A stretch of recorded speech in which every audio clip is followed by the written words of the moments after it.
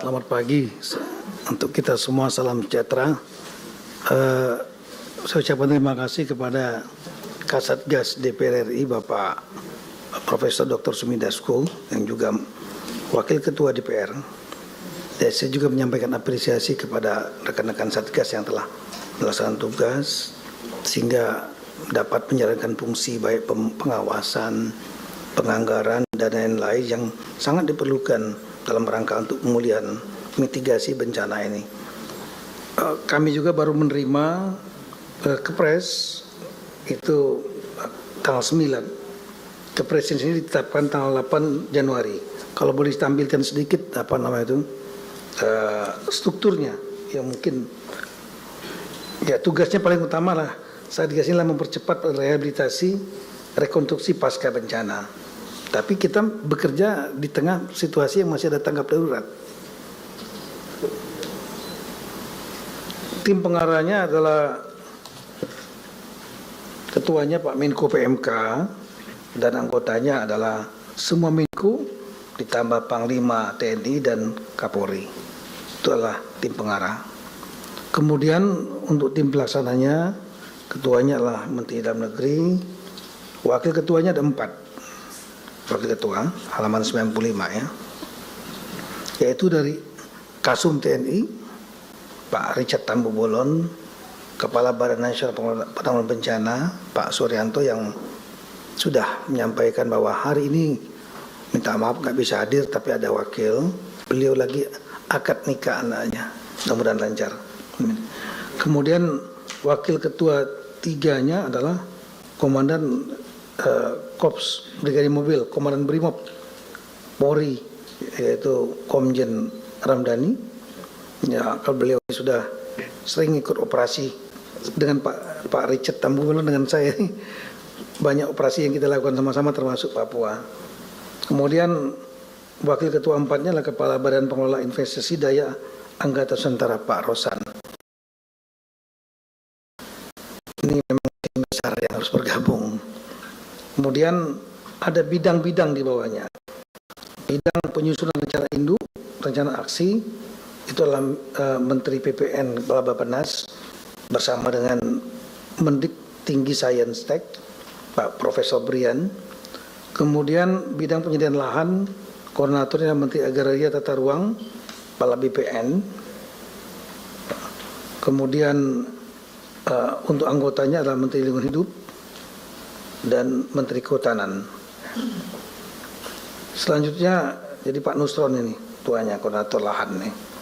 Kemudian untuk pengelolaan data, koordinatornya adalah Kepala BPS Ibu ini, anggotanya Kepala BIG, Kepala BMKG, BRIN, dan Dirjen Dukcapil Kemendagri untuk data Dukcapil. Untuk bidang komunikasi publik, Menko Digital dan Kepala Badan Komunikasi Pemerintah. Sedangkan untuk infrastruktur, saya ulangi, ada yang terlewat tim pengarah. Selain Menko, Panglima TNI, Kapolri, juga di situ ada Bapak Purbaya. Saya lupa menyampaikan. Nih kualat nih kalau nggak nanti ini. Karena kalau beliau ngambek kita mau rapat sampai malam juga percuma juga gitu nanti. Iya. Iya, nggak ada PT-nya. Kemudian untuk bidang infrastruktur, Menteri PU. Seperti biasa Pak, saya hanya bagian akhir, cuma ngitung-ngitung duit. Saya di sini sama Pak Tito, kalau nggak disebut namanya ngambek katanya, masuk detik rupanya. Jadi saya mesti balas. Saya nggak disebut nama nggak ngambek Pak. Saya ngambek kalau uang yang disediain pakai utang nggak dipakai juga. Jadi saya kumpulin uang banyak, gebuk-gebuk orang pajak, bea cukai ditumpuk di sana nggak dipakai. Sementara di sini bencananya masih susah masyarakatnya. Itu aja Pak. Update sedikit tentang follow up meeting yang sebelumnya Pak Ketua. Saya kan udah mencoret tuh bintang di pergerakan mahasiswa IPDN. Udah jalan ya Pak ya. 1.300 orang ke sini. Ya. Bagus sekali saya lihat tuh di Detik, di YouTube pelepasannya, jadi bagus sekali. Terus yang kedua adalah Satgas Jembatan Pak, yang sebelah. Sekarang ganti orangnya Pak. Kalau punya utang, bosnya datang. Kalau udah utangnya lunas, anak buahnya datang Pak. Dia udah benar.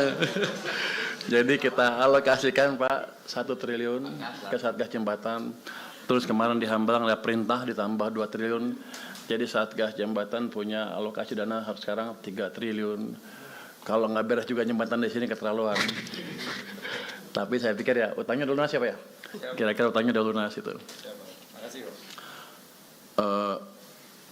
Kita juga membantu beberapa case di mana kan tadi Pak Tito bilang kita perlu kapal keruk ya.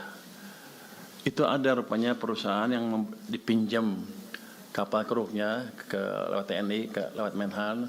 Tapi ada isu bea cukai katanya karena itu dari kawasan ekonomi khusus dimasukin ke sini harus bayar cukai 30 miliar.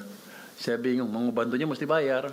Jadi begitu laporan itu sampai saya langsung saya bilang udah abolish. Jadi kapalnya sudah jalan ke sini nggak usah bayar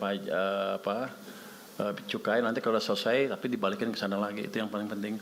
Jadi nanti kalau Pak Tito mau pinjam dari tempat-tempat lain yang sejenis yang ada kendala seperti itu harus bayar cukai segala macam, lapor ke kita langsung kita bypass dan itunya kita pakai. Kan keterlaluan kalau orang mau bantu aja kita pajekin. Terus bicara dana APBN untuk 2026 untuk pembangunan kembali daerah terdampak, saya rasa cukup ya.